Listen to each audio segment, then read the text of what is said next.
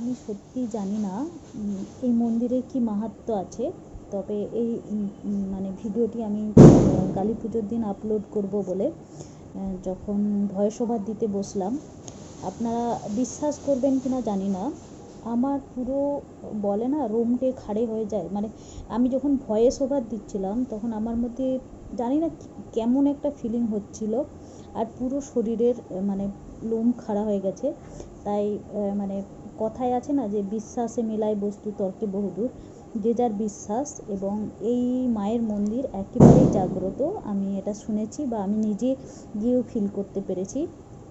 মানে আমার গলা কাঁপছিল তখন। কি বলবো, যখন এই ভয়েস ওভারটা দিচ্ছিলাম আমি বলতে পারবো না আমার অনুভূতিটা কীরকম। যারা কোনো দিন মায়ের কৃপা পেয়েছেন বা ভগবান নিয়ে করেন তারা বুঝতে পারবেন মানে কি ধরনের এটা ফিল হয়। তো যাই হোক, এই মায়ের মন্দির হচ্ছে শান্তিনিকেতনের কঙ্কালীতলা মায়ের মন্দির, এবং এই মন্দিরের ঐতিহাসিক যে বিবরণ আছে তাতে বলা হয়ে থাকে যেটি 51টি শক্তিপীঠের মধ্যে কিন্তু একটি, যেখানে দেবী সতীর কঙ্কাল বা কোমর পড়েছিল বলে সবাই বিশ্বাস করে বা বলা হয়েছে। এই বিশ্বাস থেকেই কিন্তু মন্দিরটির নাম কঙ্কালীতলা হয়েছে, এবং এটি একটি গুরুত্বপূর্ণ পৌরাণিক তীর্থস্থান হিসেবে কিন্তু বিবেচিত হয়, যেখানে একটা পবিত্র কুণ্ড আছে, যেখানে দেবী সতীর কঙ্কাল নিমজ্জিত আছে। অর্থাৎ যে পবিত্র কুণ্ডটা আছে, বলা হয় যে সেইখানেই মায়ের কোমর বা কঙ্কালটা নিমজ্জিত আছে, এবং এর চারপাশে কিন্তু পঞ্চশিব বিরাজমান করে। আর এই কঙ্কালীতলাটা হচ্ছে 51টি শক্তিপীঠের মধ্যে অন্যতম, এবং 51 নম্বর পীঠ হিসেবে কিন্তু, অর্থাৎ লাস্ট যে 51 নম্বর পীঠ সেইটা হিসেবে কিন্তু এই মন্দিরই বিবেচিত হয়। আর পৌরাণিক বিশ্বাস অনুসারে এই শিব কর্তৃক সতীর দেহ যখন বহন করা হয়েছিল সেই সময় এই স্থানে মায়ের কোমর পড়েছিল, আর এই ঘটনাটা একটা পবিত্র কুণ্ডের সৃষ্টি করেছে। আর যেখানে বলা হয় যে দেবী সতী মায়ের কঙ্কালটা কিন্তু ওই কুণ্ডের মধ্যেই নিমজ্জিত আছে।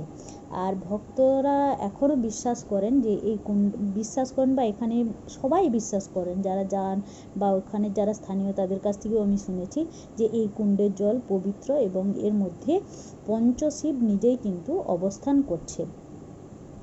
আর বলে না যে বিশ্বাসে মিলায় বস্তু তর্কে বহুদূর। আপনি যদি এই মন্দিরে যান তাহলে কিন্তু মানে পবিত্র মনে বা সত্যি একাগ্র বিশ্বাস নিয়ে যদি যান তাহলে কিন্তু এর ফিলটা পুরো আলাদাই হবে। এবং আমি মায়ের ছবিটা এই কারণেই দিলাম না যে মায়ের ছবি কিন্তু তোলার জন্য এখানে মানা করা আছে, তাই তুমি এক মন বিশ্বাস নিয়ে গিয়ে যদি সেই স্থানের খারাপ করো, তো তাই আমি ছবিটা দিলাম না। এই যে সেই কুণ্ডটা দেখতে পাচ্ছ, এই কুণ্ডের ভেতরেই কিন্তু মায়ের কঙ্কাল বা হচ্ছে কোমরটা আছে। তাই বলা হয় যে মানে এই জলে তুমি পা স্পর্শ করা যাবে না, যেহেতু মা নিজেই আছেন, অধিষ্ঠান করছেন, এবং পঞ্চশিব আছেন, তাই এখানে তুমি পা দিতে পারবে না। তুমি হাত দিয়ে জলটা নিতে পারো, বা যারা অসুস্থ হয়, যাদের বিভিন্ন মনোকামনা থাকে, তারা কিন্তু এই জলটা নিয়ে তা হচ্ছে পান। ইভেন এটাও বলা আছে যে যাদের বেবি হয় না বা এইসব সমস্যা থাকে তাদেরকে নাকি এই জলটা স্পর্শ করে যদি কেউ মনের বাসনা বলে আসে, পুজো দিয়ে আসে, তাহলে কিন্তু তাদের এইসব দিকেও হয়, ঠিক হয়ে যায়।